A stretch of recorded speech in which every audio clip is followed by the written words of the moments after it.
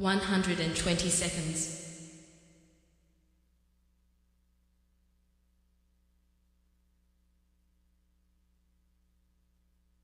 110 seconds.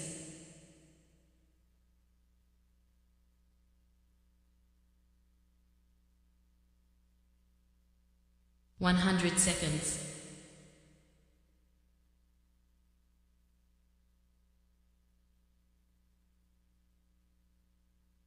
90 seconds.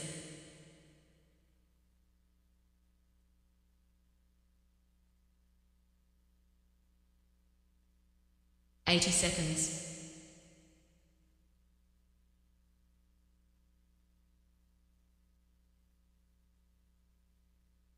70 seconds.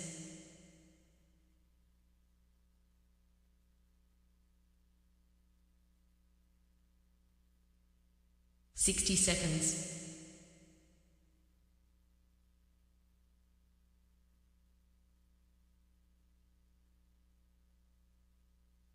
50 seconds.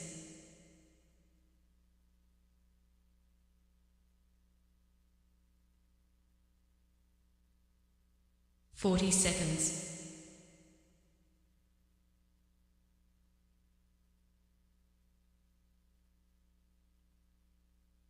30 seconds.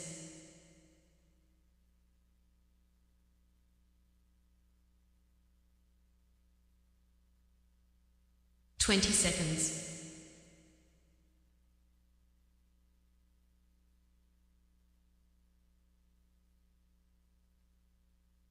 10 seconds.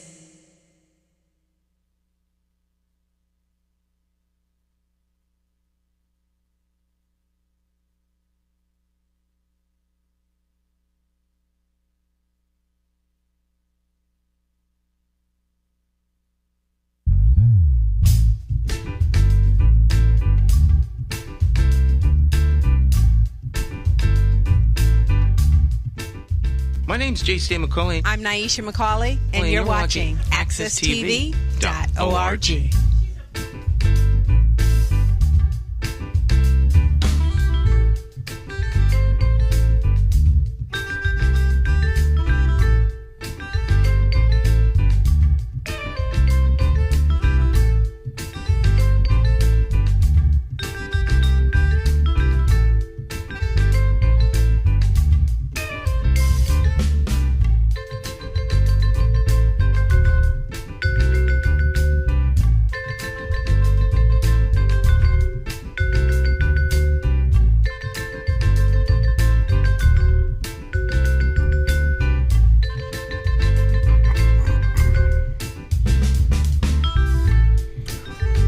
My friends, once again, it is indeed time to get our talk on. This morning, talk with me, your host, McCauley, along with the champions of talk. This morning, talk champion in the house, none other than the one and only Jonathan Small. Morning, Jonathan. How you doing? Doing fine, and you, Stan? I'm doing very, very well. How was your weekend? Weekend was nice. I mean, it could have been a little bit more warmer, but it was nice overall. You know, trying to enjoy the day off yesterday, but just wasn't feeling as warm as I was hoping it would be. Pretty much still enjoyed the day overall, and then just trying to lay back, get a little adjusted to the time change. 1 hour ahead. It's not a big deal, but yeah, you lose a whole hour of sleep. Well, they recommend go to bed. Well, I don't think that's true, because you could always sleep. It's not like you really lose an hour of sleep. I think it's an adjustment if you are getting up the next morning and you just are prepared to get up at a certain time, and then all of a sudden that 1 hour comes by a little bit quicker. But I kind of go by the clock though. As long as the clock changes, I keep an eye on the clock. Yeah. 1 clock in the house, the kitchen stove hasn't been set. So, but your cell phone, your television, it gives you the accurate time. So every now and then I haven't changed the time in my SUV neither. I don't even know how to do that part. So I'm gonna take that. You just factor in the change. All right. Yeah, I live by the clock. clock is very Yeah, important. the clock is very important. If I'm in this office, I watch the clock. I should get you a clock. What type of clock? You mean just a regular clock? Yeah, no, a clock in here. I should put the clock over there so you could see the clock too. Yeah, because the old setup used to have the clock. Remember the time used to go down? Oh yeah, on the teleprompter. But you just mean like a regular clock. Well, a clock so that you could see what time it is relative for the show, for the count. Yeah. The show count. Because I can see the clock. I'm always watching the clock. In fact, if the clock is slow, I'm jacked up big time. When that battery runs low, and I think it's like an accurate time, bad news. Well, isn't that clock a little bit fast? It is fast. It is fast. It's exactly 5 minutes fast. On purpose? On purpose. Oh, okay. On purpose. It's fast on purpose. Yeah. Yeah. I'm kind of a perfectionist. I like everything to be set at the right time. Exactly the right time. I don't like fast. When the clock is a little too fast or a little too slow, I don't really care for that, to be honest. I like to get it set at the right time. Even 2 minutes can bother me a little bit every now and then. Okay. Well, 5 minutes fast. I give you a little secret. That when I have clients, they watch the clock too, because they want to see how much time they have left. Yeah. So this way, when it gets down to the end, I say, "Don't worry, we have a few minutes." Good strategy. Yeah, that way they relax. It always gives you the appearance that you're taking extra time. Yeah. Well, for that reason, I don't mind the clock being a little fast. You have that little extra cushion in between and everything. So, but time is the currency you can't get back. Once it's gone forever. You can rob the bank, but you can't rob the bank of time. Yeah, and time doesn't stop neither. No, it's constantly moving. It's always moving. Right. Although sometimes when you're doing something you don't enjoy doing, it's like the time is going by forever. And then when you enjoy what you're doing, the time is going by fast. So I don't know if that's just psychologically or just whatever the case may be. I don't know. They say that when you're doing something you don't like, you're always looking at the time. So it just kind of goes on. It just drags and drags and drags.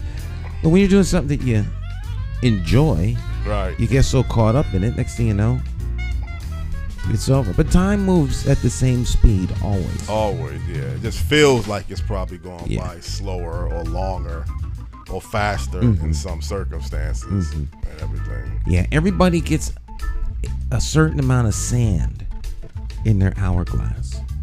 And it's just pouring out. So I always tell people, be careful how you spend your time and mine. Right. Time is precious. Time is precious. Yeah. All right. Well, speaking of precious and time, it is Monday. That means, of course, that we have an expert joining us via Zoom, the new way you travel and do everything. Every Monday, we have an expert joining us from somewhere around the country or around the world. Every once in a while, right here from home. But they're always experts in subject matter. I always encourage you all to take notes. You can learn something. And Jonathan finds guests like no one else. So, Mr. Jonathan Small, you have the floor, my friend. Well, this morning on Morning Talk Live with J. Stan McCauley Talk Show, we have an nationally known drug expert. He has played a role in many different areas of drug law enforcement throughout the world and throughout the country as well. He has a good insight. He's connected with major international, national policymakers. So the guest this morning on Morning Talk Live with J. Stan McCauley Talk Show is a non-resident fellow in drug policies and Mexico studies at the James Baker Institute for Public Policy at Rice University in Houston, Texas, no other than Gary J. Hale. Good morning, Gary. How are you doing? Morning. I'm doing great. Good to be here this morning. It's our pleasure to have you here, Gary. Could you kind of let people know a little bit about yourself and background before we get into our topics of discussion? Sure. So I'm retired from DEA, the Drug Enforcement Administration. I had a 31-year career with them and a total of 37 years with the federal government. I also did 6 years in the Army intelligence, specifically at the tail end of Vietnam. So during my, after the military, I became a police officer in my hometown, which is Laredo, Texas. Laredo is on the border with Mexico. On the Mexican side, you've got Nuevo Laredo, Tamaulipas, Mexico, and on the U.S. side, Laredo, Texas. So I was a police officer there between the military and DEA. I got recruited by DEA in 1979 and did a 31-year career during which I had 10 different assignments. I worked in overseas assignments, big cities, small cities, intelligence centers, joint duty, which means we get assigned to other agencies. And I'll just name them up real quick. It was New Orleans, El Paso, Boston, Bolivia in South America, DC, Colombia in South America, back to DC, Mexico City in Mexico, then back to DC, and then in Houston. And in Houston, I retired as the regional chief of intelligence.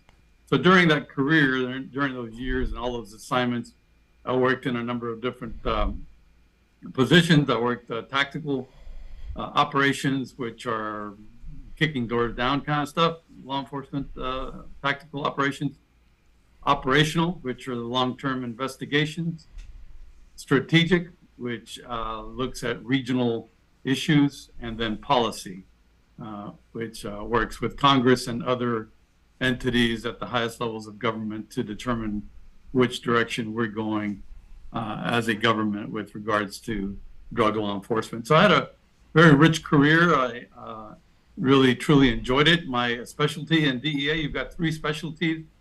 You've got the law enforcement agent, which is the special agent. You have the diversion investigator, which are the people that investigate doctors, hospitals, pharmacies, and chemical manufacturers. And then you've got the intelligence division, and that's where I work. And the intelligence division provides direction, guidance to both the operations division and the diversion division. So it's a robust organization. DEA is kind of like the Marine Corps of the military. We're small compared to other law enforcement agencies, federal law enforcement agencies, but very agile and very innovative as an organization. So I truly enjoyed my career. My overseas assignments, like I said, were in Bolivia, Colombia, and Mexico City. So those were some of the hotspots that remain as hotspots today.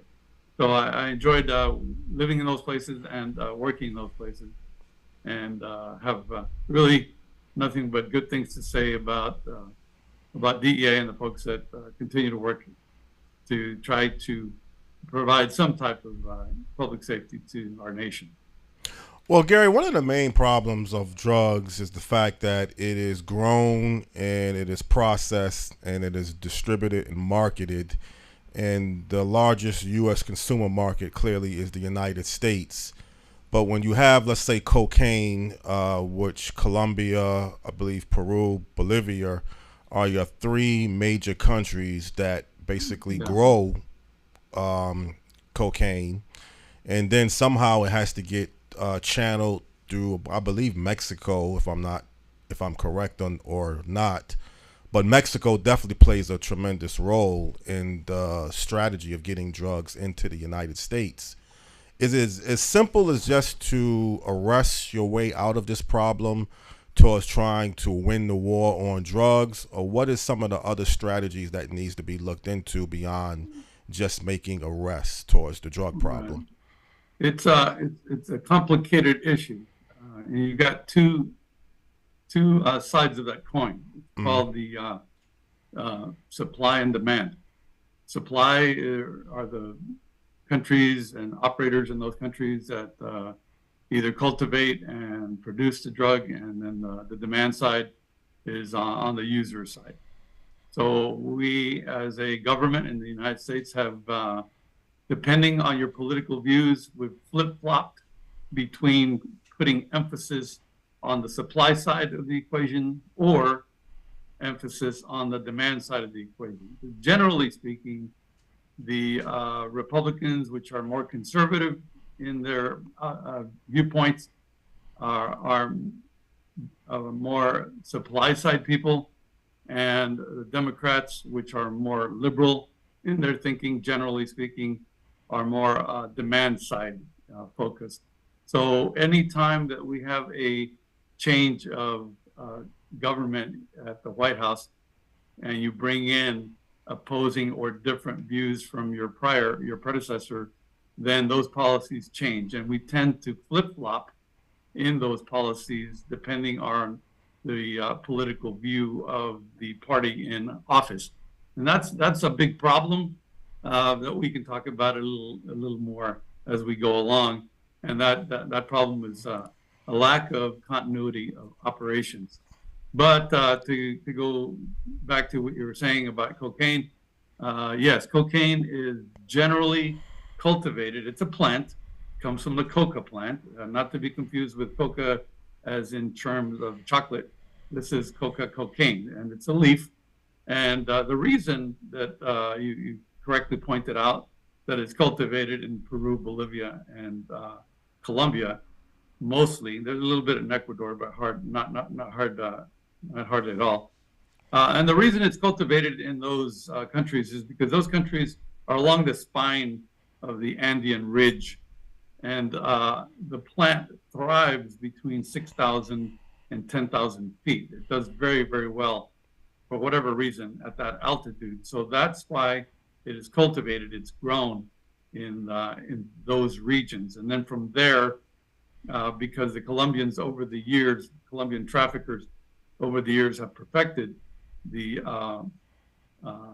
production of actual cocaine crystal, because you have to take the alkaloid, you have to take the active ingredient out of the leaf, and there's 3 steps. It's called paste, and then base. Base is what people commonly know as crack, and then after base, it's hydrochloride. Hydrochloride is the finished powder product. And the Colombians have excelled at that processing methodology. So at this point in the evolution, most of the cocaine, once it's put into base form, then it gets smuggled, flown, floated, or driven, or whichever way, but mostly flown. It's called the air bridge, where a small single engine aviation aircraft fly the cocaine base into Colombia, into large laboratories, and then it's converted to hydrochloride. So that's just making it. From there, it has to go to market. You also correctly pointed out that most of the market worldwide is in the United States. Some of it goes to Asia and some of it goes to Europe, but comparatively speaking, smaller amount than what comes to the United States. So how does it get to the United States?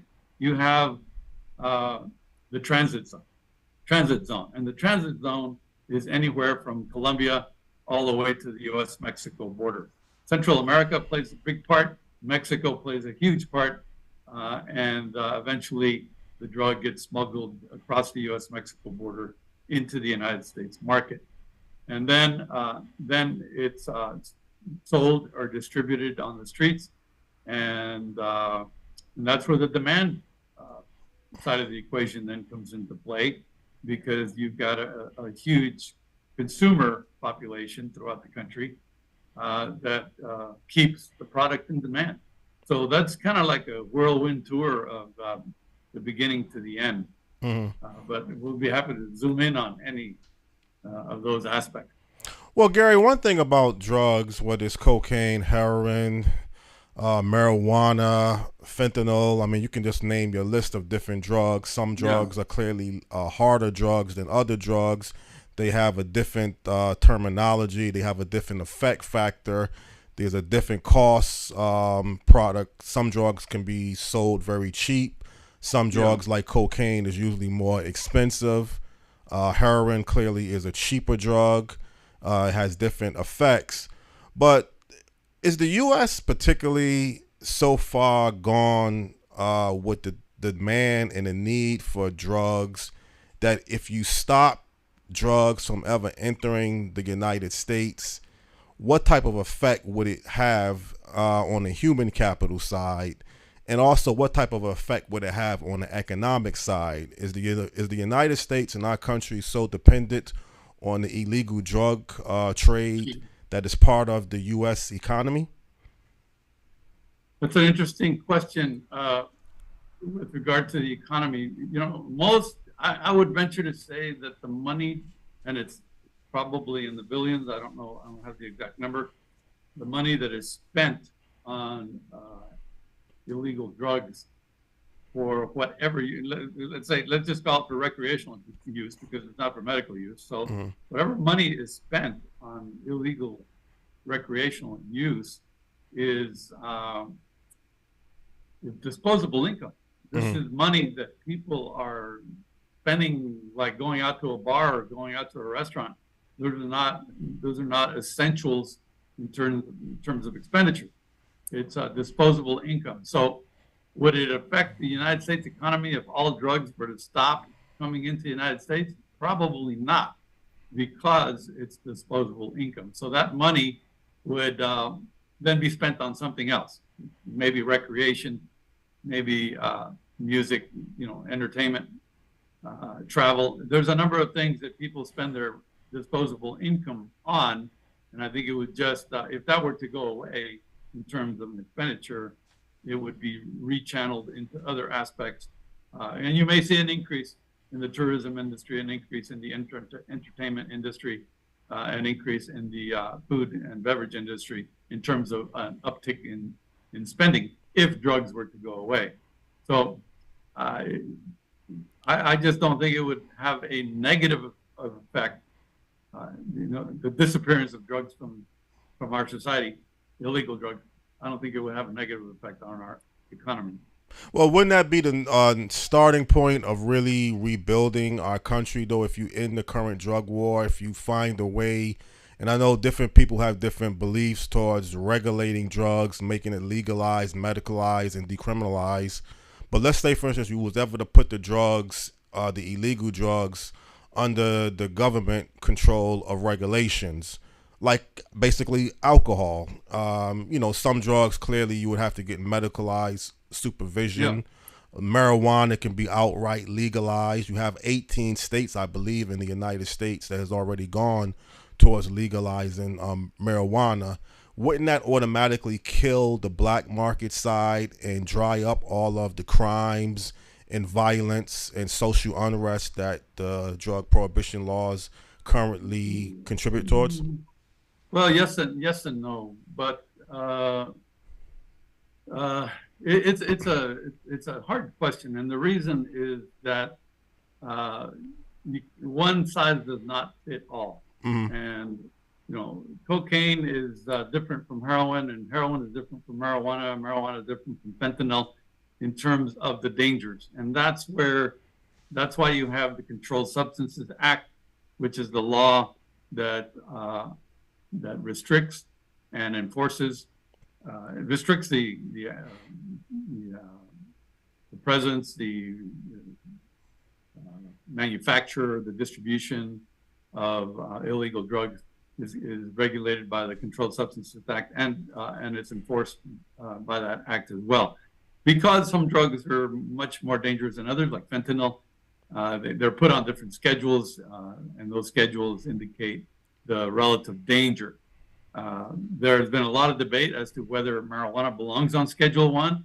Schedule 1 is the most restrictive, where there is no accepted medical use for a particular drug, and that it has dangers to the public and so forth. But those arguments have been chipped away throughout the decades, and yes, marijuana is starting to be accepted more as a soft drug than the hard drug that was originally characterized at. And there is movement in Congress to try to remove it from Schedule 1, to make it more permissive and let people enjoy marijuana if that's what they want to do as a recreational activity. Now, if you move on to heroin and cocaine, that argument kind of withers. It goes away because there are dangers to addiction. There are dangers to life. People, not so much with cocaine, but with heroin, in an overdose. Cocaine, eventually you can overdose and die from it, but not as quickly as you could with heroin or fentanyl. So there are different dangers depending on the different drugs. And that's why they are controlled under the Controlled Substances Act. Now, you start adding confusion to the problem when you take into account all of the different countries that are involved in getting those drugs from their origin to the user market. It's called from the source to the street, or from the farm to the arm. As you're moving those drugs, they're passing, depending on the drug, they're passing through different countries that have different laws, different viewpoints, different social norms, and they may or may not be interested in controlling the drug to the extent that we are. Add to that corruption, where some corrupt officials are happy to look the other way to let the drug go through, and that complicates the matter in terms of having a viable counter-drug law enforcement strategy. So it's a complicated issue. As far as a trend goes, society is becoming more permissive across the board, whether it's gender issues or drug use issues. So as we are evolving through time, people are changing their attitudes, and some of these drugs may eventually be legalized in limited forms, such as marijuana is being now. Marijuana decriminalization is happening across the board. Marijuana use for medicinal purposes is also happening in a lot of locations. And you can see that trend, and it really started in terms of a change in government trend with the Obama administration, where they essentially told their Department of Justice, don't bother, just leave the states alone, and let the states to determine their own end game when it comes to marijuana. So you see a lot of movement. There's several countries, Uruguay and in Colombia and Mexico, that are legalizing a little bit faster in terms of personal use. So you see a big movement across the board. Eventually, there's a number of treaties that are in play where a number of countries have signed on, huge number of countries have signed on in agreement that these drugs are dangerous, that these drugs need to be controlled, that there has to be law enforcement activities to limit the distribution of these drugs and so forth. But all of those treaties will eventually have to be amended and changed as we evolve and become more permissive with drug use of certain kinds of drugs. Well, Gary, even though you mentioned that it's complicated because all countries throughout the world play a different role towards how they feel towards legalizing drugs and regulating drugs, but wouldn't, if the United States be the first country to outright control and regulate all drugs, seeing that it's the largest consumer of drugs, it has a high reputation of setting the bar towards what other countries look at and want to emulate throughout the world, wouldn't that carry a lot of influence towards other countries that's undecided or against changing the drug policies if the United States was the first country to outright step up and legalize, medicalize, and decriminalize all drugs and put them under the law? Yes, that's true. A lot of the world looks to the United States for leadership in a lot of areas with regards to either national defense issues or social issues like drug use is. No question that everybody around the world looks to the United States and watches to see what we do, and then either in turn mimic what we do or develop their own policies that are very similar in nature. So no question that we have a very important role as a leader in the world, and we need to be making some very well thought out policies. And this is where where sometimes we don't do a good job because of the flip-flopping that I was telling you about among political parties. So one political party may control or put a lot of effort into the supply side, let's say Republicans, and they could be in office for 8 years, and then comes a Democratic administration, and they put the opposite. They take away the effort on the supply side and put more of an effort on the demand side. Working with drug addicts, working with safe zones for drug use, working with decriminalization, and all of these different things. So you have all these different outlooks in terms of policy, and as we flip-flop back and forth, that degrades our ability to be a leader throughout the world, because people in other nations are looking at us and they're saying, well, you can't even get your act together. How do you expect us to be able to follow when you keep changing the direction that you're going?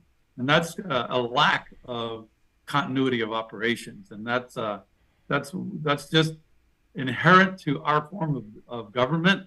It's bad. We need to fix that. There needs to, the politicians are always talking about working both sides of the aisle. Well, they need to do a better job with some of these issues, including these social issues of drug use, and agree on one thing, whatever that one thing is. Hey, we're going to do X with regards to marijuana, regardless of the political party, and then have a continuity throughout time, as we were talking about early in the session, talking about time. As we progress through time, we need to have some continuity so that we can develop meaningful policies, laws, and treaties with other nations. Stan, I kind of want to bring you into this conversation one way or the other. I know how you feel about the fact that people shouldn't be using drugs because they need to be in a clear mind. And that's one reason that I would believe that you feel people shouldn't turn to drugs. But what about the drugs, illegal side of selling drugs? And I'm going to ask Gary this question, but I kind of want to get your opinion first. If people, other than the fact that, let's say, drugs are illegal, what are some of the other reasons why people shouldn't turn to selling drugs, other than the fact that we know it's illegal, but there's a list of other reasons that you believe that people shouldn't ever turn to selling drugs? Selling drugs? Yes. Well, I mean, because it's illegal is a really good place to start. I mean, and it's destructive. Mm-hmm. Drugs addict people. Mm-hmm. So it seems to me to be the height of exploitation. Mm-hmm. And so it's just, this might be overreach, but I think the analogy works. It's just like capturing a group of people and then forcing them into into the sex trade. Mm-hmm. Prostitution. Right. You're exploiting for personal gain. Mm-hmm. The community doesn't benefit from sales of drugs within the community. It deteriorates the community. It causes people to lose focus. They become addicted. They'll do whatever it takes to meet that addiction. So, recreational, as our guest has talked about, if you're spending discretionary income on entertaining yourself, one form of entertainment is just as good as another, as long as it doesn't bring you or the people around you a particular harm. Mm-hmm. But when you talk about drug sales, you're generally talking about illegal drug sales where lots of money are made because people are addicted to something and they'll do whatever they have to get the money in order to meet the need. Mm-hmm. So no, drug sales, I don't see drug sales being beneficial in any way. And you still don't feel it should be legalized, medicalized, and well, you do believe decriminalized. You said that in the past, that you think some drugs needs to be decriminalized. I think you probably decriminalize marijuana, but in your comment you said all drugs, all drugs should not be medicalized. Because to me, this is just this is not necessarily the truth or right. This is just Stan.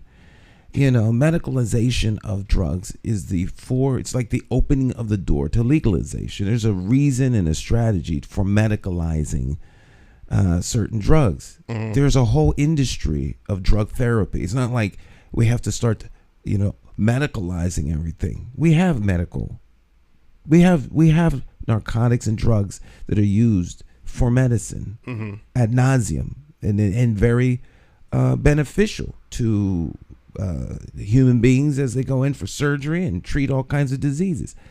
You know, the medicalization of cocaine, the medicalization of LSD, the medicalization, everything that is being talked about. There's a reason why these things are under controls, as the guest is pointing out, is to limit access to these narcotics that are extremely dangerous for human beings to consume.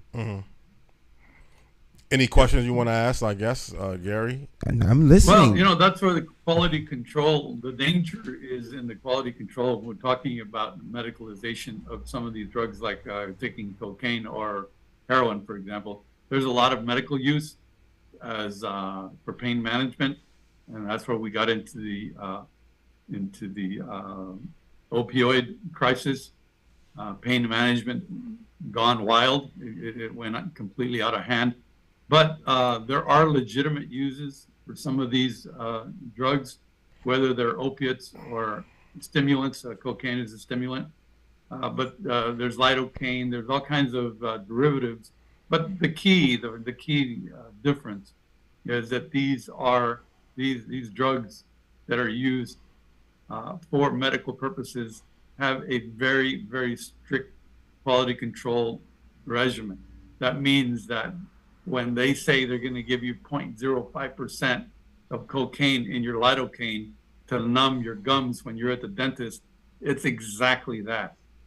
Whereas what you get from the streets and jungles of Colombia, you have no idea if it's 95%, 100%, 105%, 65%, and much less when it gets onto the streets of USA, Philadelphia, San Antonio, I don't care where you are. Once the drug traffickers on the street get a hold of the drug and they cut it with different cutting agents, you have no idea, first of all, the purity of the drug anymore, and you have no idea what the adulterant is. The adulterant being the cutting agent. It could be baking powder. It could be rat poison. You just don't. It could be sugar. It could be flour. I mean, it could be anything. And that's where the danger comes in, because now you're adding uncontrolled adulterants to an uncontrolled quality control. Now, has this been perfected to some extent so that death is diminished from illegal drug use? Yes, the Colombians have done a fantastic job with quality control. But flip that over to fentanyl.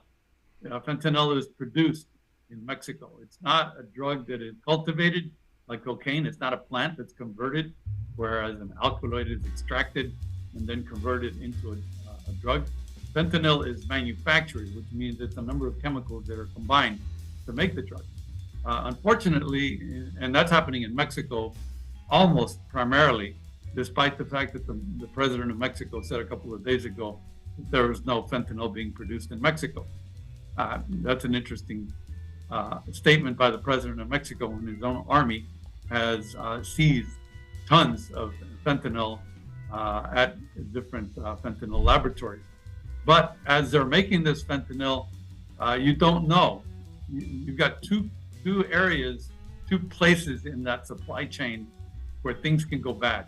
One is at the manufacturing point, and one is at the distribution point in terms of quality control. So you could make a fentanyl batch, and it could be 150% potent or 95% potent, and then you can send that batch to the United States and get to the streets of wherever, and it's being laced with something else. So by the time somebody consumes it, they could be, taking their final pill forever. They could die from the adulterant, or they could die from the adulterant being something else that's placed on top of the fentanyl, or the actual lack of quality control of that drug. So it's a dangerous situation. You're basically putting a gun to your head and playing Russian roulette every time you take a fentanyl pill, because you don't know if it's going to kill you or not. Those risks have decreased somewhat significantly with marijuana, and less significantly with cocaine, and even more less significant with heroin. So those and then fentanyl being the worst of the bunch at this point in illegal drug manufacturing. There's always a trend that's being followed by the drug traffickers. They see where the drug use market is going, and they find opportunities, and they adapt to those opportunities to give the consumer market what they want. But the consumer market just needs to be smart. Hey, if you're going to do this, you have to realize that it could be your last pill. So, and that's why, because there is no quality control, or very little quality control, and it generates a tremendous individual danger to your life, if not health. Mm-hmm. Stan, you going to take a break now? Okay. Well, Gary, I do want to respond back to that, and I do have some questions relative towards what you just stated, but I believe we want to take a quick commercial break. Are you up on the commercial? Okay. We'll take a break. Okay. And we'll be right back. Stick and stay. Don't go anywhere. Very interesting conversation. And I hope you guys are listening, taking notes. Don't go anywhere. Morning Talk.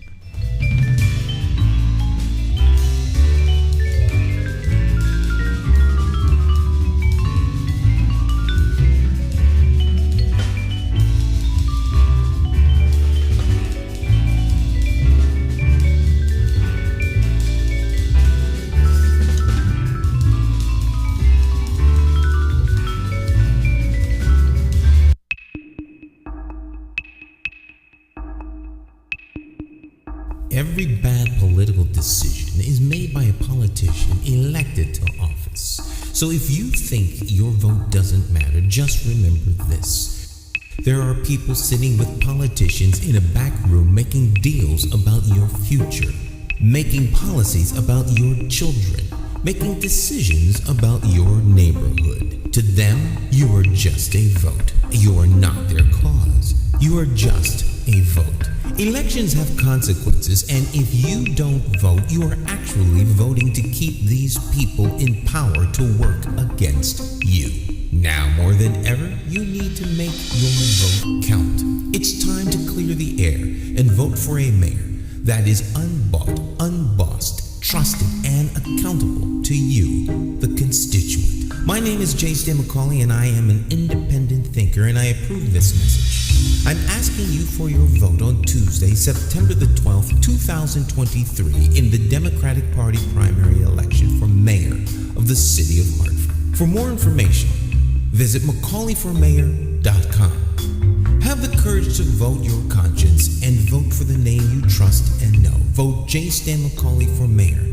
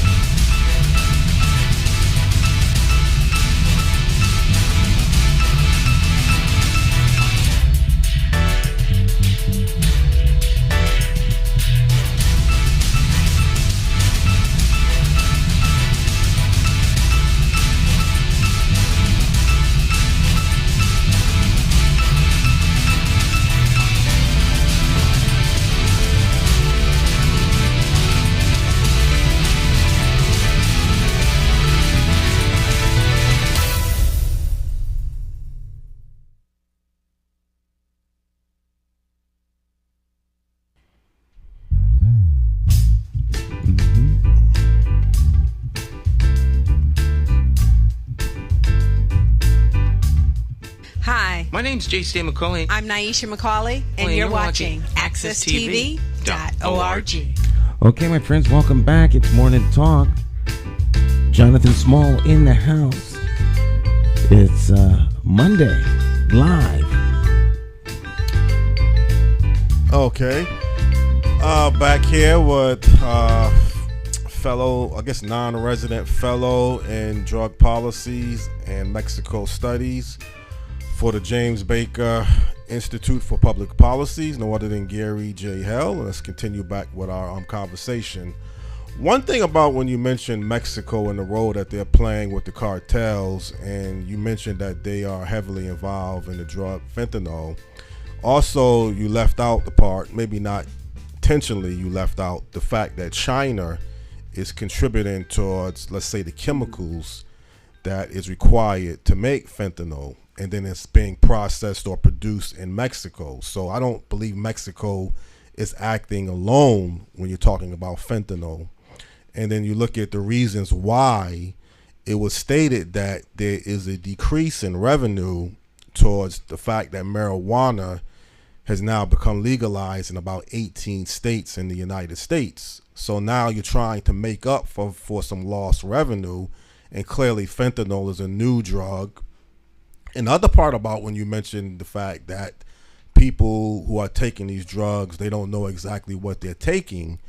Wouldn't, if you have these drugs medicalized under the law differently than having it sold black market, when a person decides to take something, whether it's heroin, marijuana, or even, believe it or not, I hate to say it, fentanyl, but let's just say for the sake they are supervised, you know exactly what's being put into this type of drug, wouldn't that reduce the overall overdose and death rates towards the person, because the fact that you know exactly now, if they're medicalized under a supervision by a doctor, exactly what is in the drugs that you are taking? Those are good points. I'll start with China. So fentanyl is, or let me put it this way, China is not the only drug that supplies chemicals that eventually make drugs. For example, before fentanyl ever came into the picture, methamphetamine was a big deal. It still is a big deal, but the attention has gotten away from meth and has been refocused over on fentanyl. So how do you make methamphetamine? It used to be manufactured in garages, in motel rooms, in trailer houses, in barns, all over the United States. And how is that happening? Because the active ingredient in methamphetamine is ephedrine. And ephedrine is the same drug and chemical that is in Sudafed, Actifed, all of the antihistamines. So people were going and buying all of the it was not regulated at the time. So people would buy all of the Sudafed and Actifed pills that were in Walmart, let's say, a couple thousand boxes of pills. You crunch them in a blender.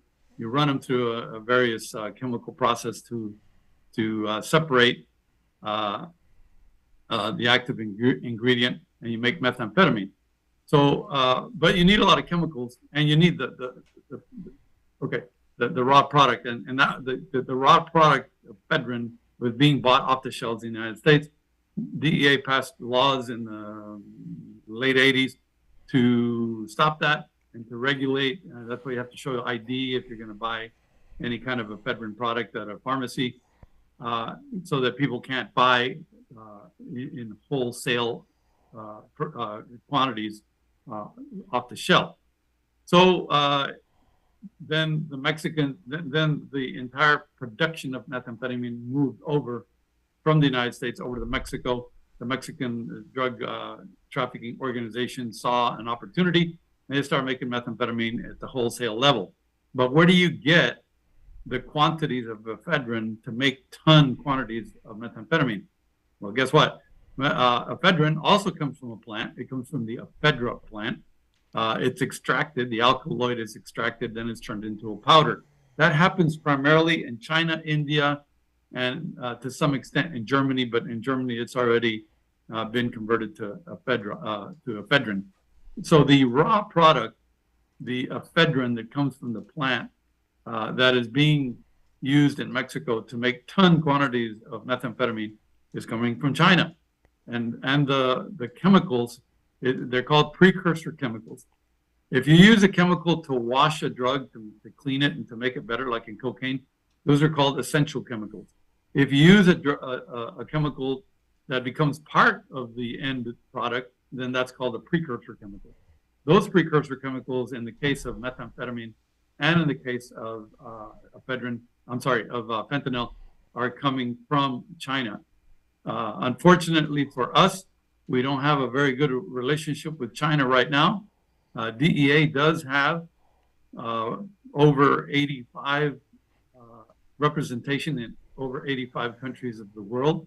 We have a representation with China, but the Chinese government just doesn't want to hear it.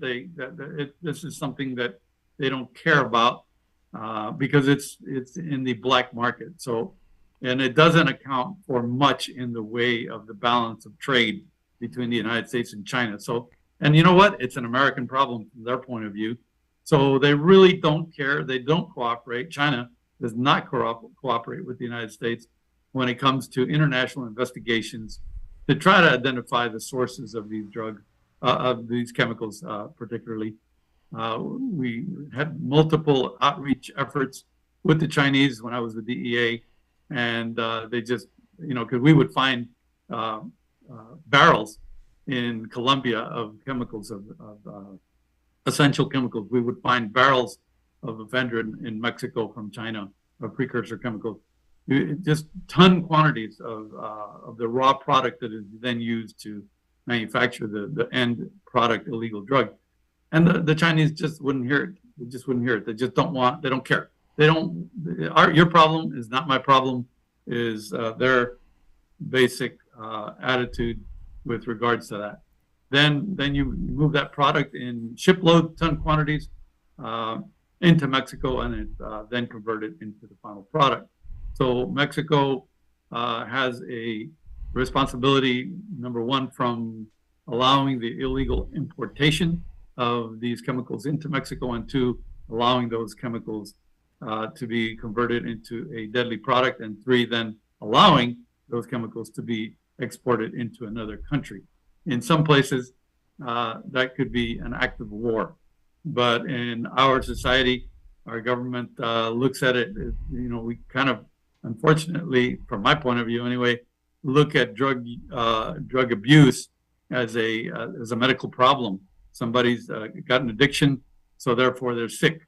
And if they're sick, then we have to treat it as a sickness. To me, it's a choice. The very first time that you choose to light up, whether it's a cigarette or a joint or pop a pill, you're making that choice. So if that choice turns out to be an addiction, I don't know if that truly converts itself into a disease. Maybe, maybe not. That's up for debate. But now that we're talking about drugs as medicine, I'll address your second point about what if drugs such as fentanyl, heroin, cocaine, and other drugs were chemically regulated so that you would have quality control. Well, you could do that. You could do that theoretically, but why, if that's true, if we were to take that model and say, let's regulate some of these what are called dangerous drugs like heroin and fentanyl, if we were to regulate them to the point where the manufacturers would have very strict production and quality control routines, if that were to be the case, well, why is that? Why is cocaine right now not being allowed into the market? And the reason is, what I believe, is that no matter what you do, no matter what kind of control, what kind of quality control, what kind of sales distribution controls, like at Walmart, making you show your ID if you're going to buy ephedrine, no matter what you do, if somebody wants to abuse it and somebody wants more and then more and then more, it's like alcohol. When you start drinking alcohol, one drink and you get you get the alcohol effect. But after a while, you're going to need 5 drinks and then 10 drinks because you become accustomed. Your body becomes accustomed to that drug, and you need more of it. So the same thing happens with marijuana, with cocaine, with heroin. We've become habituated, physiologically habituated. Our bodies become used to it, and then we just need more of it to maintain the high or the effect that we seek. So even if you did regulate it and to the point where the product had a very strict and a label that said X amount of percentage of active ingredient is in this pill, yeah, you could do that, but the potential for abuse is still there, and that's where the problem comes in. Well, excuse me, Gary. You know, you're answering the question is excellent, and there's no disagreement with what you just stated. But one part that I believe you left out, why many countries don't want to turn towards regulating and legalizing and medicalizing these type of drugs, is that they are more profitable having these drugs sold on the black market. If you take a drug like fentanyl, particularly, I just heard a report like in Mexico, the average factory worker makes about $23 a day. Right. They can make over $100 a day processing and manufacturing fentanyl drugs.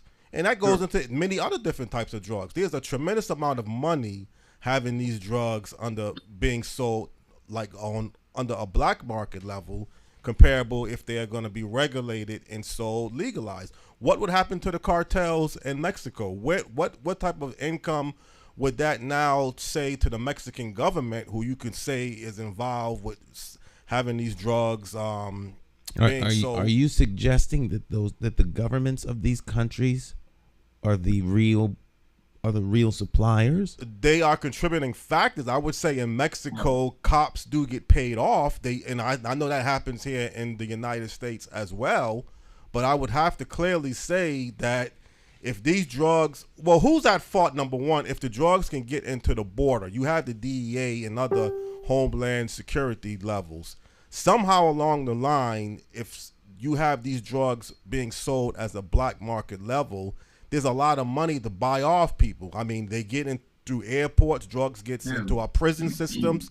There's so many different ways that drugs gets into places that it's illegal to get into. So somebody got to be turning the other way, allowing it to happen. Yes, I understand you do have drug seizures. You do make arrests. You do confiscate a lot of drugs. But at the same time, as much drugs as you can confiscate and stop and making arrests, there's still a ton of drugs entering the United States through ships, through planes. So somebody has to be getting paid off. Or I mean, to some degree. I'm not saying everybody's getting paid off, but what do you think about that theory, Gary? Well, it's partially true. It's hard to put your finger on it until you get an informant that says that this particular law enforcement officer is corrupt and letting the drugs through, but it happens. Border Patrol agents, DEA agents, FBI agents, anybody, state police officers. It's a tremendous draw to make easy money by looking the other way or letting a car go through. So insofar as the border, it's mind-boggling because you have about a 2,300 mile long border from California to Texas, bordering Mexico. Yet everything comes through, and you have to also look at it from the historical perspective. Smuggling out of Mexico into the United States has been going on since the days of the Civil War. Mm-hmm. When the North needed cotton for uniform, they would smuggle cotton from Mexico around. They would take it to the Gulf Coast of Texas and then take it around up to New England as contraband around the Confederate States. So and then came alcohol, and then came drugs. So smuggling has been a way of life in Mexico for decades, if not centuries, and it has become part of their economy. So it is it is something that is not going to go away because it's part of their social fabric. The society depends somewhat on the money that's made from illegal activities, and at this point, what's going on in Mexico has gone much more beyond just drug trafficking. They have the cartels, so-called cartels in Mexico, which originally started as drug trafficking organizations. Then they're now being labeled as transnational criminal organizations, and I would argue that they should be labeled as armed criminal organizations. But the reason they went from drug trafficking organizations to transnational criminal organizations is because they evolved away from only drug trafficking as a source of income to all illegal criminal activities, just like the traditional organized crime mafia organizations that we know, whether it's trash, whether it's insurance, whether it's extortion, prostitution, gambling, alcohol, you name it. Whatever the illegal activity is going on out there, these cartels in Mexico are now involved. So they evolved away, and drug trafficking is only one of many business lines that they manage.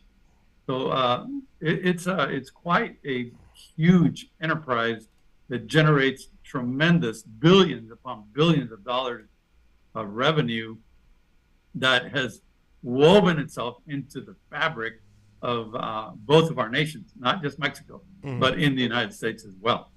But isn't the key, again, keeping something drawing billions of dollars of revenue is the fact that it's illegal in black market? Wouldn't, once you make something legalized, wouldn't that kind of shift the revenue and almost dry up the cartels? Or would the cartels still be able to make lucrative money? Yeah. I'll give you a micro example of what you're talking about, and it's a perfect example, and that's marijuana. You mentioned it a few minutes ago.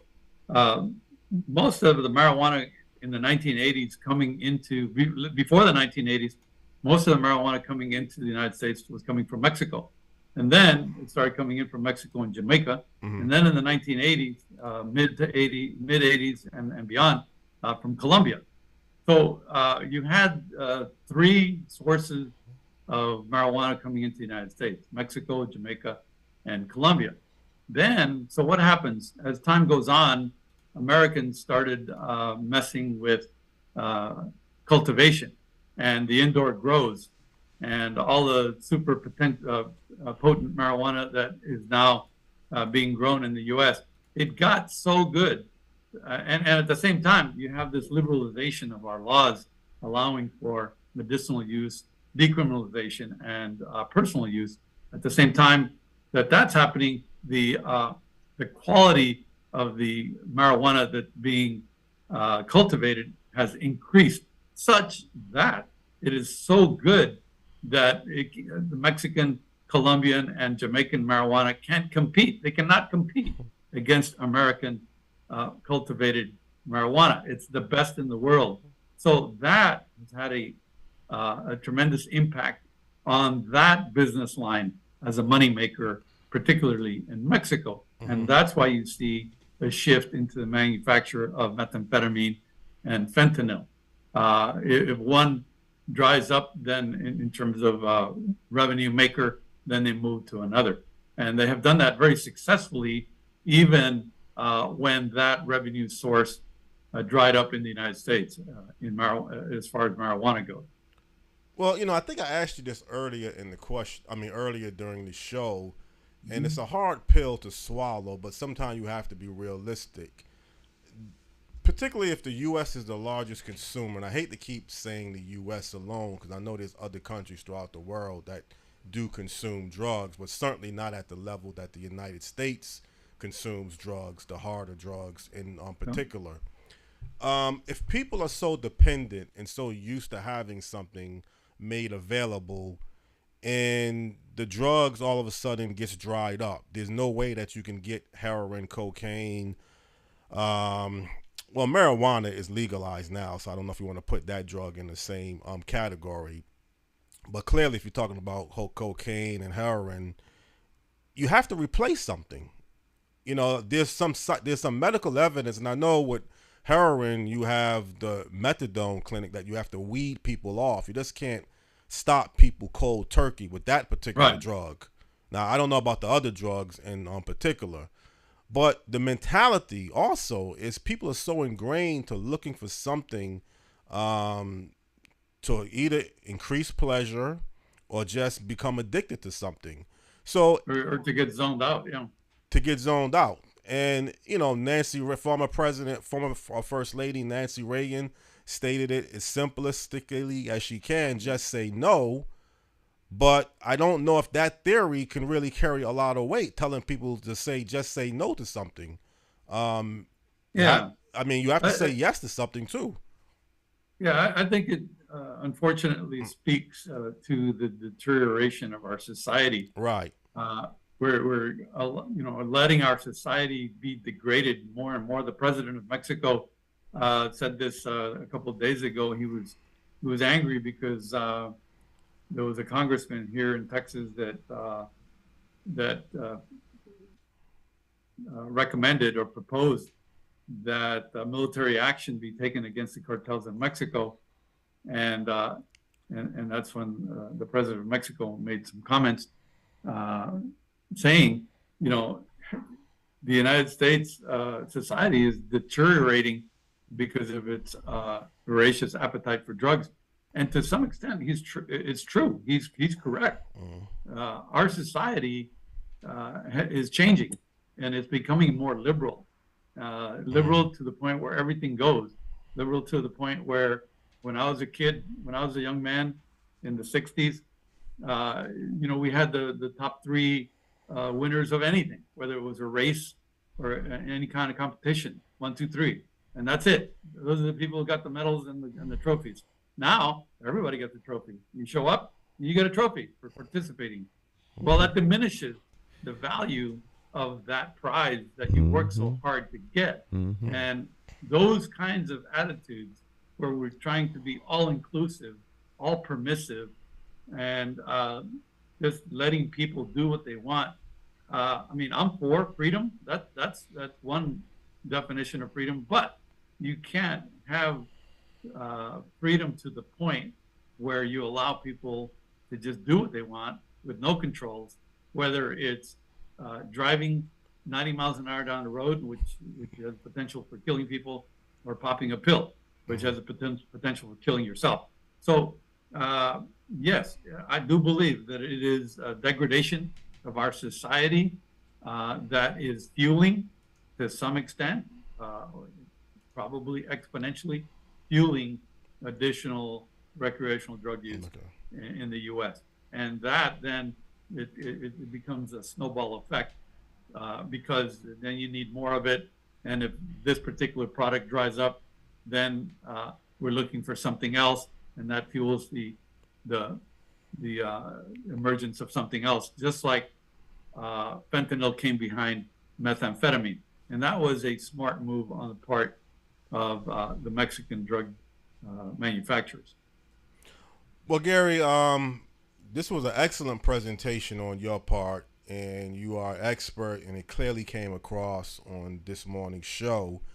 And I definitely appreciate you being available. I mean, we're just about out of time for this particular segment, so I'm going to look into most likely a part 2 segment, because I don't think everything, I mean, a lot of information and a lot of good facts was clearly presented this morning, but I'm pretty sure there's some other information and there's some other sides that also I would like to address in the very near future. That'd be great. So that'd be great. I'm definitely looking forward, and I know you're one of the best now by interviewing you. So you have your facts and information in order, and I definitely appreciate that. Yes, sir. If there's any last words that you would like to leave the audience before we end this segment, feel free to do so. No, but I take it you guys are in Hartford, right? Yes. Yes. Yeah. Well, I did a tour in the Boston office, and all of the New England states were under the Boston division: Connecticut, New Hampshire, Vermont, Maine, Massachusetts. And I got to travel. I lived up in Nashua, New Hampshire, and then I commuted in on the train from Lowell into Boston. And I got to travel all over New England. Great people, wonderful part of the country. I envy you for living there, and I thank you so much for giving me the opportunity to share some of my thoughts with you. I'd love to come back anytime. So kudos to you and to your program. Good job of outreach to the public to get some of these unknown facts out into the hearts and minds of our fellow Americans. Definitely, you're well appreciative, Gary, to have you on this particular morning, and I will definitely look into a part 2 segment and keep you definitely at the top of the list, because you really stood out this morning with your presentation, and I look forward to working with you towards another interview in the very near future as well. Fantastic. I look forward to it. Okay, thank you very much. All right, thank you very much. Godspeed to you, and continue the good work, and look forward to continuing the conversation. Thank you, sir. Bye-bye. Bye-bye now. All right, excellent. Thank you, Stan. He was an excellent presentation. Excellent Excellent presentation. And it seemed like you had agreed with pretty much everything that he was stating. I think y'all had some views. 100%. You don't think we should ever move into the fact of regulating and legalizing these type of drugs? No. It's like assisted suicide. I mean, there's some things, clearly, personal choice is always available. But there are some things that the government should not sanction. Because once the government sanctions it, it sends a clear signal to everybody. And you're talking about how the United States sets a model for the world. It says, oh, it's okay. It's not okay. Now, if you choose to do it, there's nothing anyone can really do about that per se. But just to take the limitations off. I use the guardrail. You're driving on a winding mountainside road, and there's guardrails there to kind of help guide you along the way. If you take the guardrails off the road, a whole lot of people are going to get killed. They're going to die. Right. So there needs to be limitations for the greater good of the whole. And what you're having now is like super duper minorities, like the 1% setting the rule for the other 99, and it's madness. This is how societies collapse. But the only thing about it is people will say we're losing the drug war currently the way it exists today. More people are turning to drugs, using drugs. That's a problem within the United States and within our society. When people turn to these things, there are ways to gain control, but it's going to take some serious intentionality and leadership. And I don't know that we have that at some of the highest levels of policy setting individuals. Like, generally that is left to government. It's not only government, because government is ultimately a reflection of the people. So, all right, well, we'll finish that conversation when we come back. All right, stick and stay, don't go anywhere. It's Morning Talk. Little Jay Hogart in the background. We'll be right back.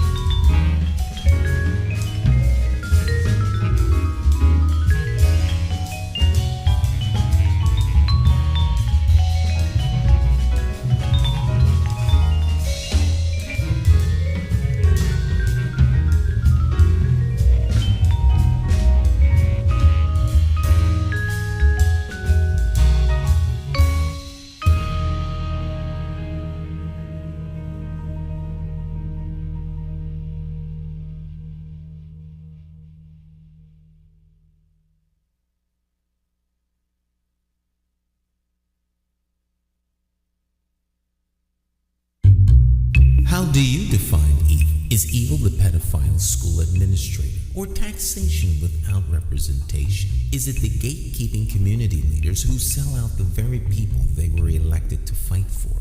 Or is evil the politician that puts out lies and takes in cash? However you may classify evil, having to choose the lesser of two evils still leaves you with evil.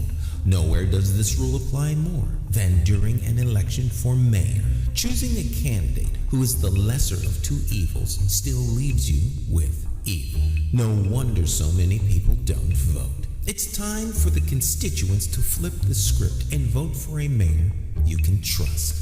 My name is Jason McCauley. I am an independent thinker, and I approve this message. I'm asking you for your vote on Tuesday, September the 12th, 2023, in the Democratic Party primary election for mayor for the city of Hartford. I, like you, am an independent thinker. So let's sit down and talk about my path to victory and why my 5-point plan for Hartford will work. Stop listening to the uninformed evil interests that tell you I can't win. For more information, visit McCauleyformayor.com. Have the courage to vote your conscience. Vote for the name you trust and know. Vote McCauley for mayor.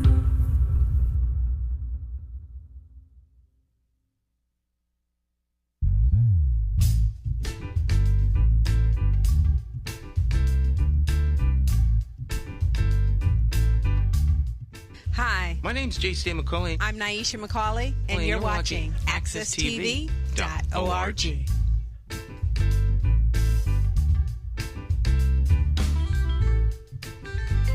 All right, welcome back. Morning Talk. I'm your host, J. Stan McCauley. And the champions of talk. Every Monday, Jonathan Small is here. Wednesdays, it's Dr. Maya Bowen and Cacique. And on Fridays, it's Cleo Duke Wright. Then you can catch the repeats on Tuesday, Thursday, and Saturday, Sunday. We have lots of fun doing this. That was a great conversation. I thought it was.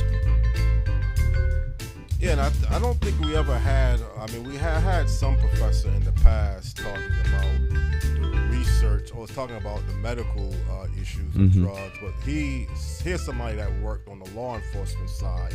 I mean, he had a different component in the area that he worked on. I don't know if he was directly making the arrest, but he definitely had the intelligence side that he had mentioned. So you're getting someone that was part of the Houston DEA, drug enforcement agency, narcotics. He spent time in Mexico. He's traveled to Bolivia, Peru.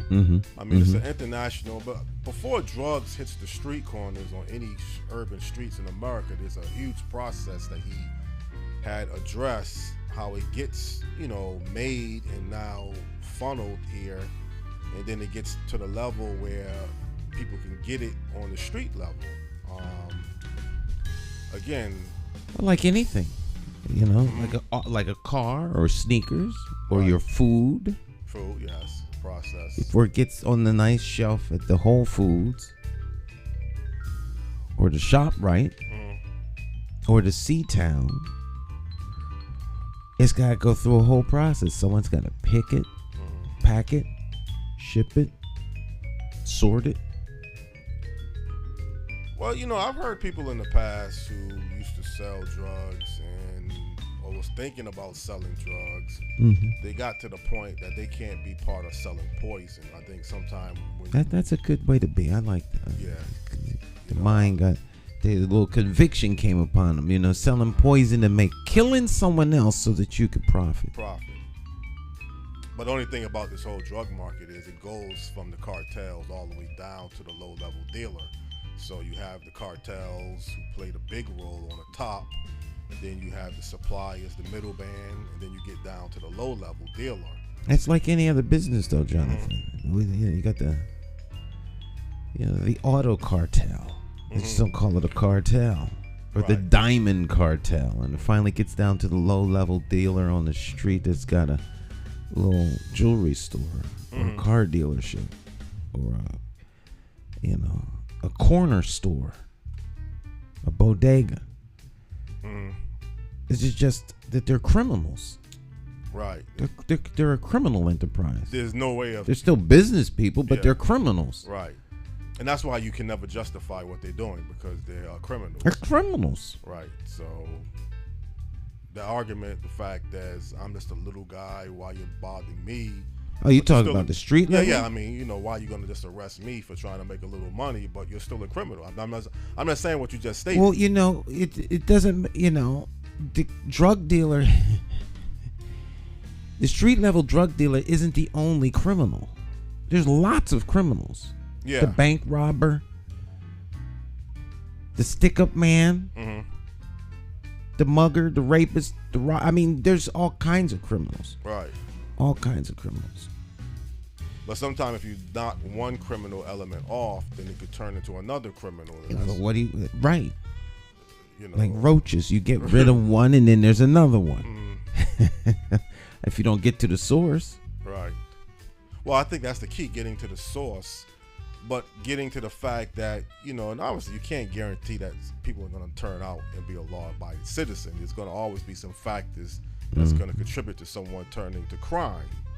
But certainly if you have money in something and it appears to be lucrative, if it's not lucrative, it makes it a little bit more of a challenge and difficult to compete. Because I've heard people in the past saying it's hard for me to compete with the drug market because there's just a lot of money involved in drugs. If there was little money, and now people may say, well, there's really not much money at the low level side, that you could be better off working at McDonald's at some time than being a low level street dealer. Well, it depends on what people want to do for their money. If you don't want to, I don't know. Well, I think it's simple. You like the fact that you can buy something and sell it. That's what you like to do. You feel like this is the way you are an entrepreneur. This is your gift. This is what you enjoy doing. What you talking about? The drug dealer? Drug deal. That's basically what it is, a drug transaction. So you find another method that they can turn what they like to do. I think that's idealistic. Yeah. You don't want I just to work. like buying and selling and retail. The whole retail thing just turns me on. So Yeah. I want to stand out in the cold and just sell drugs and get shot at. It all comes with territory. Criminals are criminals. Right. But a lot of people are involved in the illegal drug trade. On A all lot levels. of people are involved in all trades. Right. All businesses require a lot of hands and a lot of people. That doesn't make it better or worse. Some things are illegal, some things are not. Well, I would say more people are probably going to prison, getting shot and killed over the illegal drug trade than, let's say, other crimes. I mean, that might be the bigger difference, though. The cartels are killing people in Mexico because of the drug. There might be other crimes that people can get kidnapped and get killed as well. But So ultimately, what is your point? well, I What said is your again, I point? said it to the guest Gary J. Hale during the show. If you took these drugs out of the black market, would it reduce the crime problem? That's what Cliff Thornton has always stated with efficacy. That you have to, at least at the very least, will attack the crime. It'll only reduce the crime to the degree that the criminals decide to get right. Because there's always going to be someone who wants it for cheaper. Right. You could get cars everywhere, but there are a lot of people who will go to great lengths to get a car cheaper because it's stolen, repackaged. If folk can find a way to get what they want cheaper, they will. There's black market cigarettes being sold right now. Yeah. There's places in Hartford you could go and get you a Lucy, right? You get you a single. You can get anything you want. Cocaine, guns, Right. sex. Yes. It's part of Whatever you want, you can go out and buy if you have the money. Right.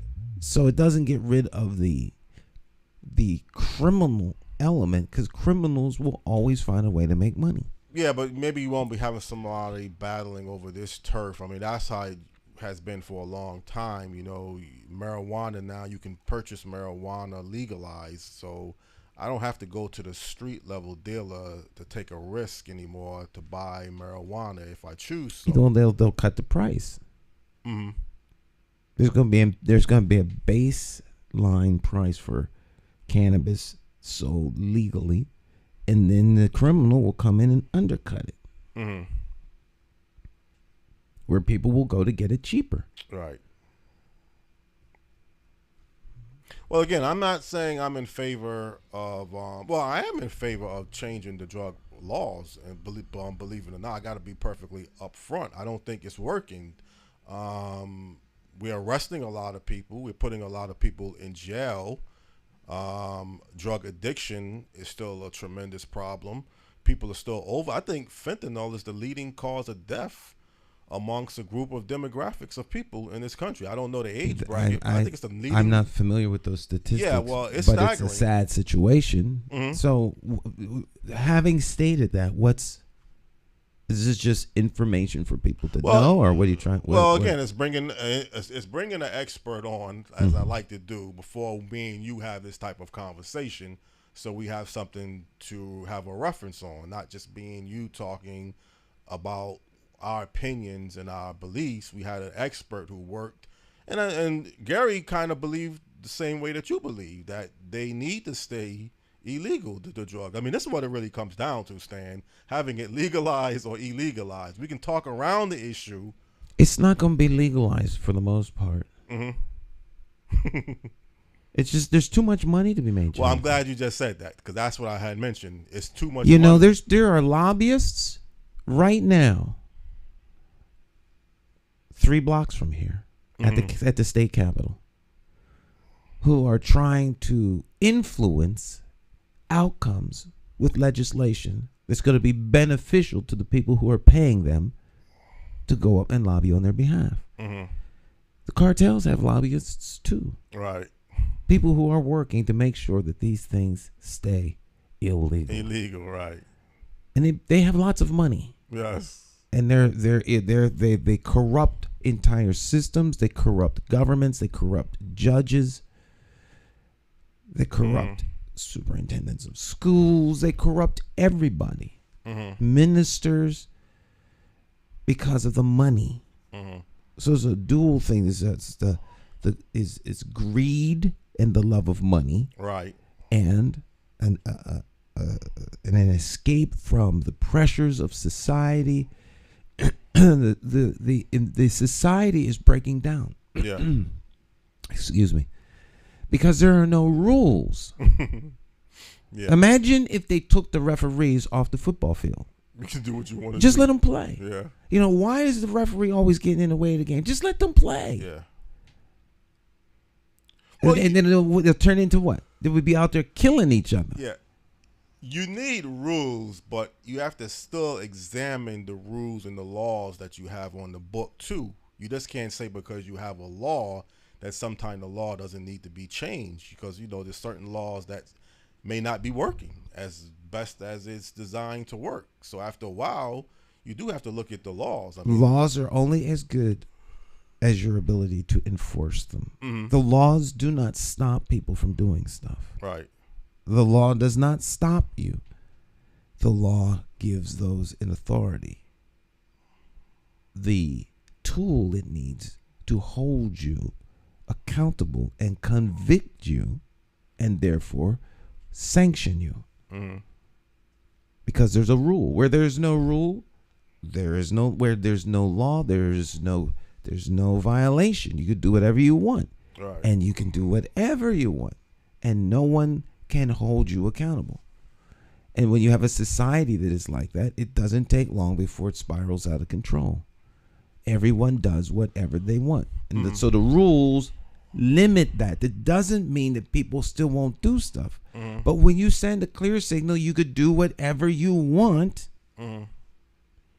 So we wouldn't be better off having marijuana legalized. And I guess it's still early. Marijuana is, for the most part, legal. Yeah. But I'm saying, it's Connecticut now and other states that have legalized marijuana. Are they going to be better off having it legalized than it were when it was illegal? That's the $1 million. I think at the end of the day, marijuana is not that bad of a substance. Right. But it's in the same drug family, so that's the thing about. Well, I don't think smoking cigarettes is good. No, it's not. The Surgeon General has always They're said. legal. Right. And it's not a good thing to smoke. So you're right. Right, but it's legal. Yeah. So you should be able to buy cigarettes wherever you want. I mean, marijuana to me is like cigarettes. I'm not a fan of smoking. Mm-hmm. Well, there's two ways about marijuana. Some people will say it's the gateway drug to other drugs, and some people will say it's just a drug that you can use and be in control of, and you never turn to any other harder drugs. So there's always two different theories about marijuana. Some people say it's the gateway. At some point, you're going to want something harder. Some people will say you'll always... I think people want something harder because that's where they are. Mm-hmm. They want something harder, so they go and get something harder. Right. I don't think that marijuana is necessarily a means by which you will automatically become addicted to heroin. Right. That's true.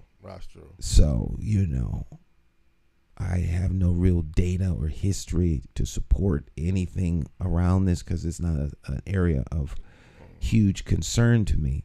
Having said that, the argument that marijuana is a gateway drug helps keep it illegal. Right. And there are individuals who profit from it being illegal. But now that they've changed their business model, they will now profit from it being legal. Because they will control the market. Squeeze the little guy out.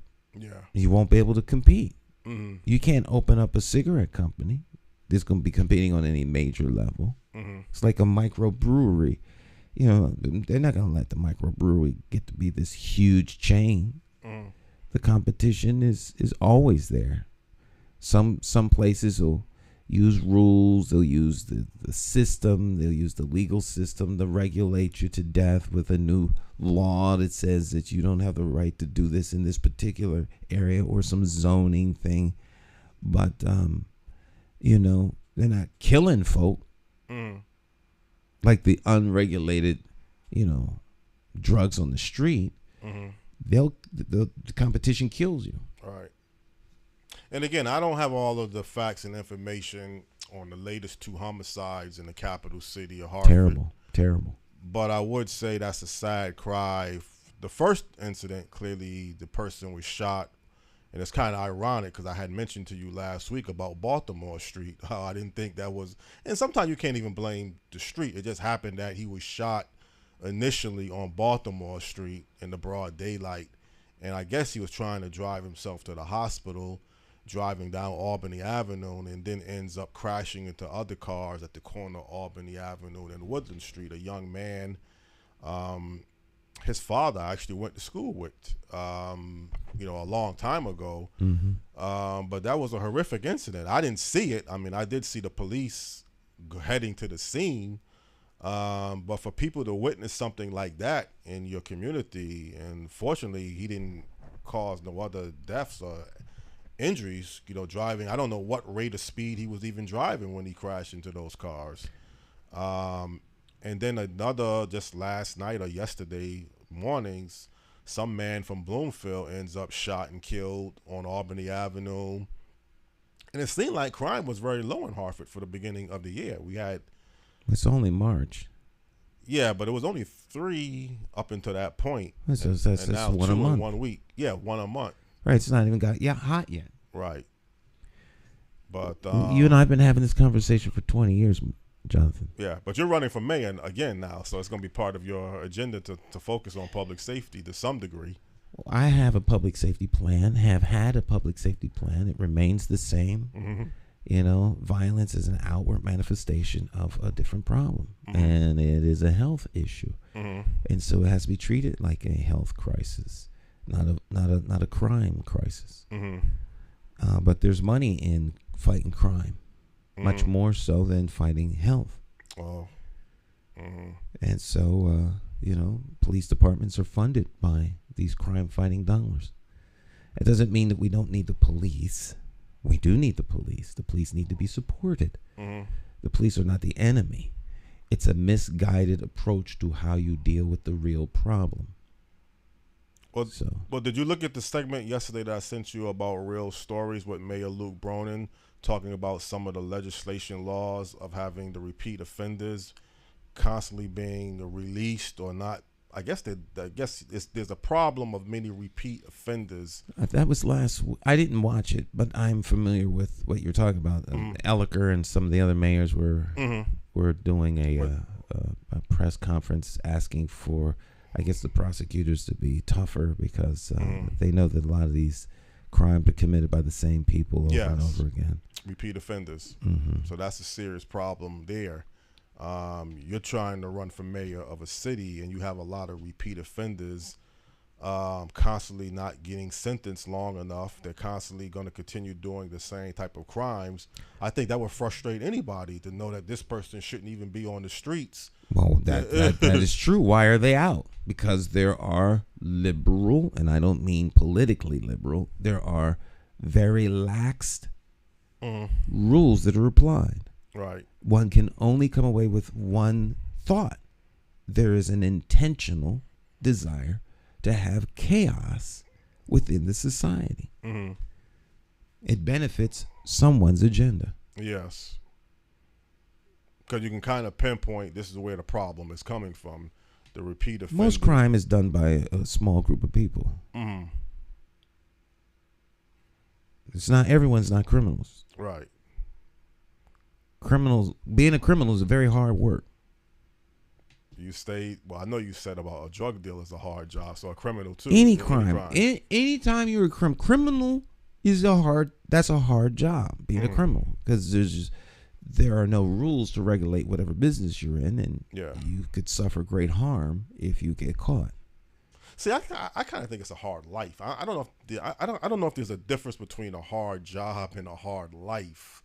But let's just say for the sake, it is the same thing. Being a criminal, you can kind of set how you want to commit your crime. You can think, I want to crime this way, and when I'm ready to commit the crime, I can know I'm going to do it at my own pace. I'm under a lot of pressure. I'm under a lot of figuring out exactly how to go about committing the crime. But the actual process of a crime, I don't know if it's a hard job to do. Crime is very difficult. It's yeah. difficult. A lot of times crime comes out of desperation. If you have to feed your family and you don't have a job, you're going to eat. Right. Just to feed yourself. So what do? You do whatever you have to do. One way to make money is through the illegal sale of narcotics, right, or to steal something from somebody. All right, but it's all a crime. Yes, it's crime. But if you want to really attack some of these issues, you have to find the root cause of the issue, just like you would a public health crisis. So if you have some sort of manifestation of stuff going on your skin, then you find out what it is that's causing that. Or you find, oh my goodness, it's tooth decay. There's poison in your system that's causing this. So we remove the bad tooth. Right. You see what I'm saying? You don't put makeup on. You get rid of the bad tooth. You get rid of the bad tooth, or you get rid of whatever it is that's causing the issue.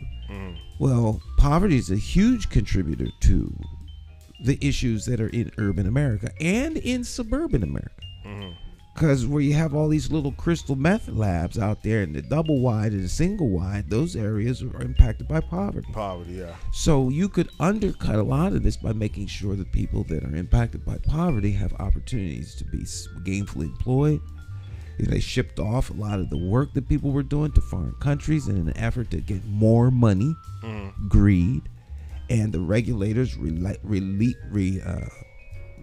relaxed a lot of those rules that prevented these things from happening.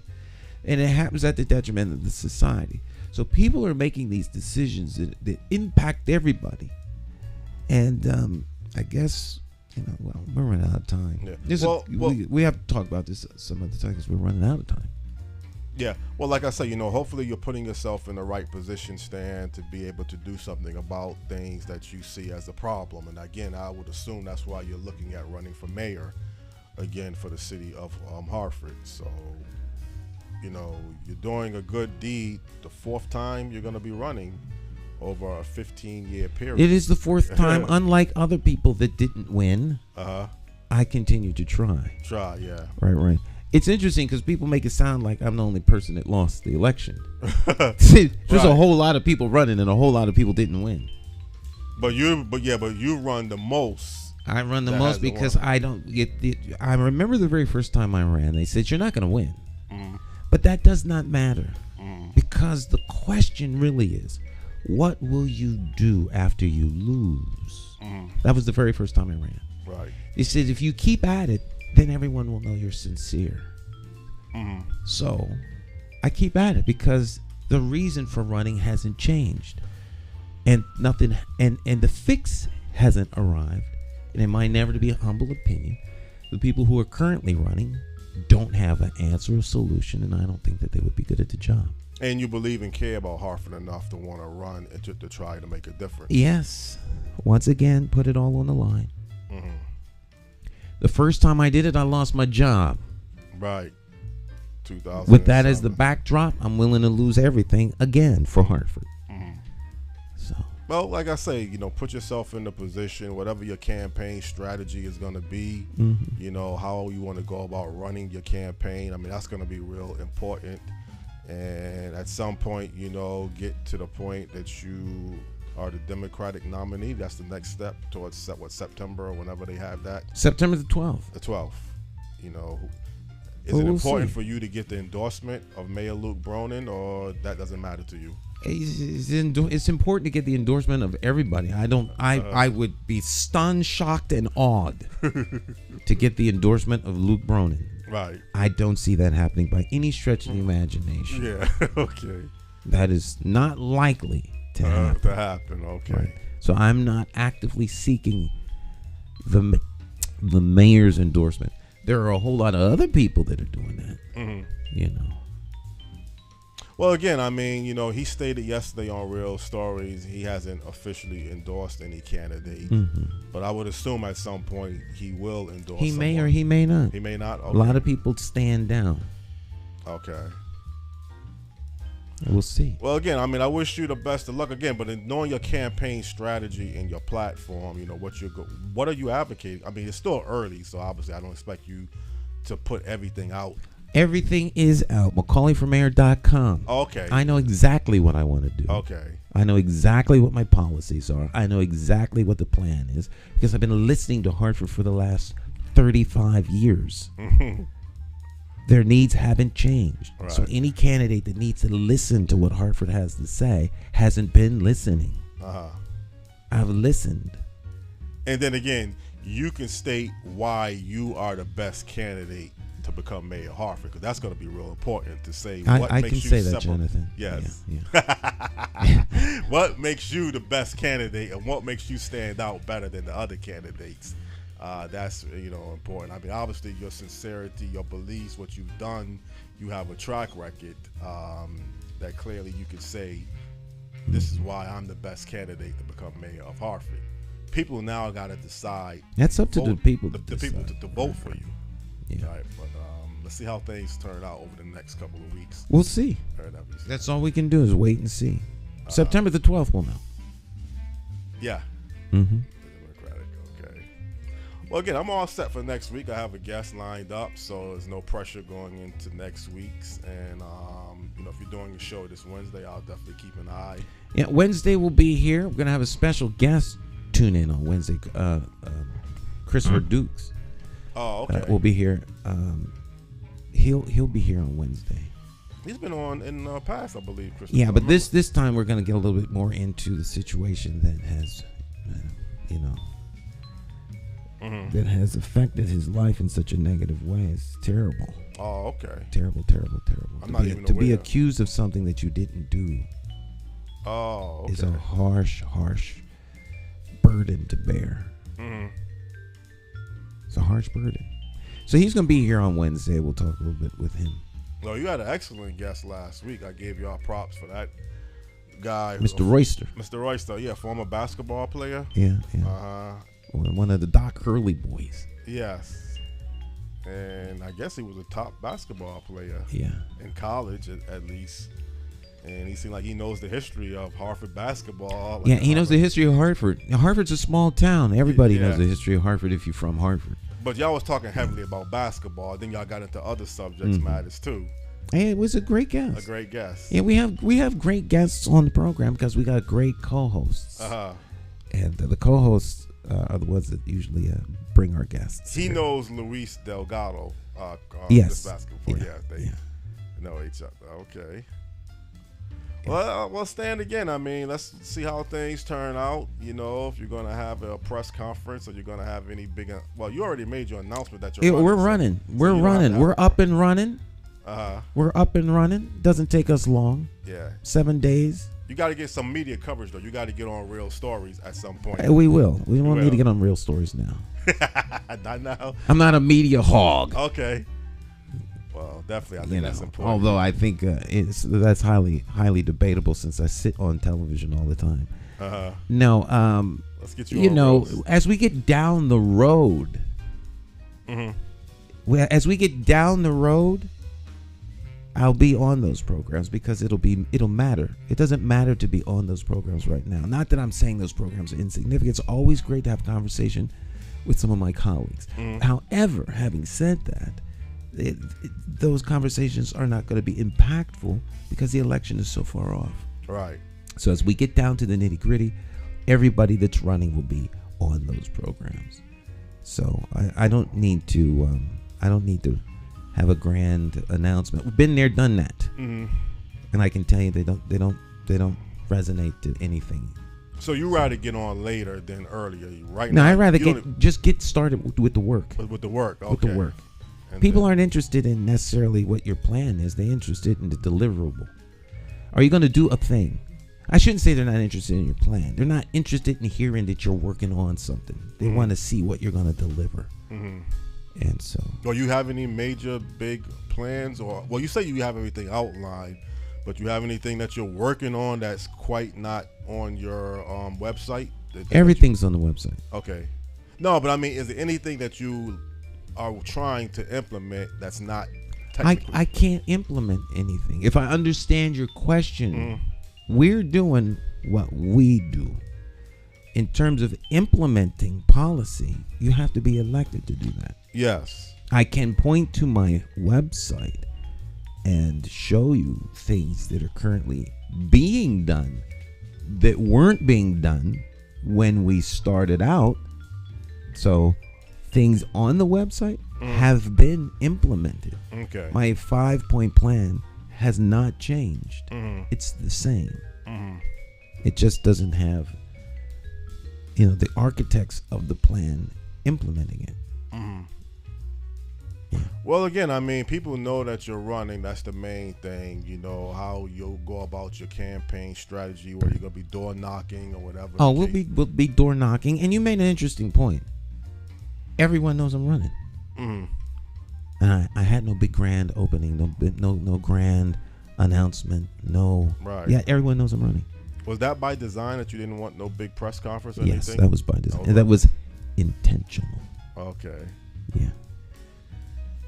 All right. Well, again, if you ever need some assistance with media, well, again, you say you're going to get on media shows and cover, so yes. We'll handle it. I have a whole different mindset. Before we were teaching, but I was highly insulted by somebody a couple days back, about 2 weeks ago,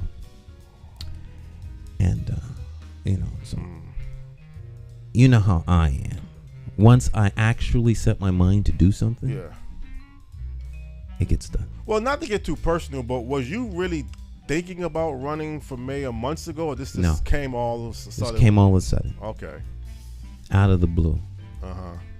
Very disappointed with the cast of potential candidates. Extremely disappointed. And a conversation with several people, and decided to run. So that was kind of like the final straw, that you was just dissatisfied with the current candidates that's running, and you couldn't take it any longer, so you had to do something. Yeah. Okay. The same energy that got me running the first time has me running again, because I hear the plight of the people, I see the plight of the people, and folks just aren't being listened to. And Hartford Incorporated will always do well. That's why I told Mayor Bronin, Hartford Incorporated will always do well. The problem is the people of Hartford not doing well. And so the city's being colonized.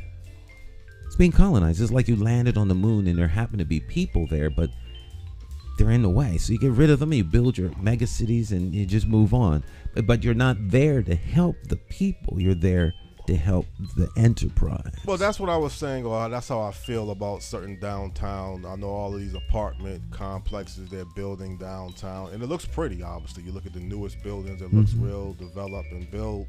And will even look prettier from off in a distance, looking in at the magic city that you used to live in. Yeah, but it's not. Again, you've always stated that you feel like you can develop a city to also help and develop the people. Absolutely. But the way it's shaping out, these $2,000 plus a month apartments are not designed for the people that live in the city, right? Mostly, and they're not going to get much benefits out of it. They'll have something nice to look at, but I think you need more in life than just looking at a nice building from the outside. But again, if it's working for somebody, then I can't fault. Well, there's nothing wrong with having $3,000 a month apartments downtown, but you can't do it at the expense of everyone else that needs help. So you subsidize an apartment building with $92 million. You can redo this building, and now you're gonna have people move in it, and you say that's that's a subsidy. If the money's coming from the state, that's subsidized. Subsidized, right? It's just not low income; it's high income subsidizing of housing. However, we're running out of time. Okay. Like I say, out man, of time. Congratulations again. I wish you the best of luck, and anything that you need me to contribute towards helping at some point, if I can do it, I'm willing to work with you. All right, Jonathan. Well, I want to get your picture on a stand with Stan. It's the stand with Stan. I don't know how you want to go about doing that. All right, brother. But again, like I say, let's wait until Wednesday. I'll keep an eye on that show and look forward to possibly having a good show. I think it's a good show next week, but we have to wait and see. All right. Okay. All right. We're out of time, my friends. We'll see you next time. Y'all have a great rest of your day. Bye-bye. Okay.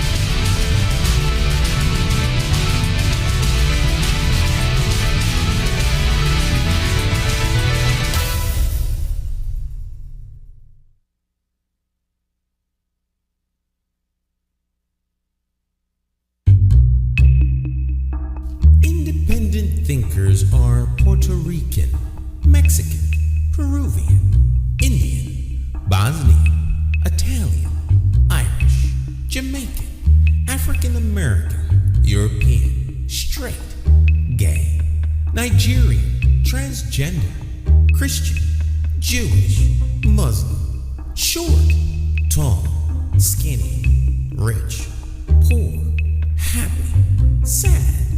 Some of us hold PhDs, others a GED. Even though we may be Democrats, Republicans, or members of the Working Family Party, we as individuals are more than our political parties. You see, independent thinkers come from all walks of life, and the one thing we all have in common is that we love, live, laugh, and learn in the city of Hartford. My name is J. Stan McCauley, and it's time to move beyond the party line and vote for a mayor you can trust.